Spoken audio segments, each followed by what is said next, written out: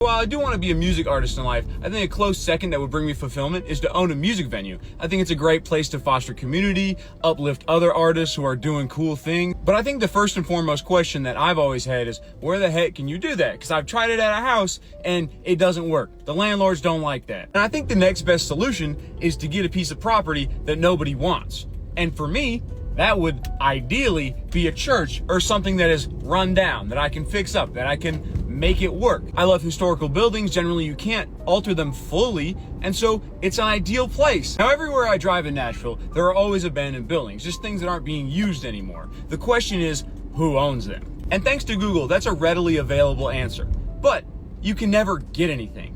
And on my way home from work, there are several buildings like this one right here. That's the Roxy. So the Roxy was an old theater in Nashville. It passed through a bunch of different hands. It's been abandoned for a while now, and there have been several movements to try to get it to be rebuilt.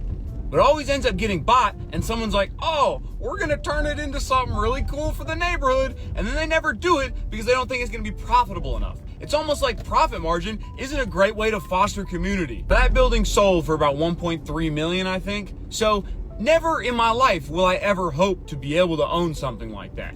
Which stinks, because it's just been sitting there unused for about 20 years, and they're never gonna do anything with a perfectly good space. I don't really know what my point is here, other than that, no opportunity for a third space. We can't own property because we don't have the means to do it.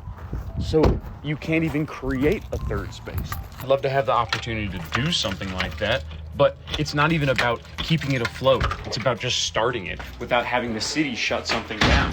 And the worst part about all these places is that they were made for entertainment. This place used to be a movie theater, and now it's zoned for residential. I've seen plenty of churches, all abandoned, no one's using them anymore, all rezoned for residential housing, so that you can't use them for anything. You can't put a store in it. You can't put a venue in it, because they just want to build apartment buildings. They want to build a bunch of them tall skinnies that are all white and black, and they don't have any character, and it's just, I don't know if I have a point for any of this. I don't know if I have hope about any of this, but all I know is that landlords and people with a lot more money than us have complete control over our third spaces, over our community, our culture, and where you can just live and enjoy your neighborhood.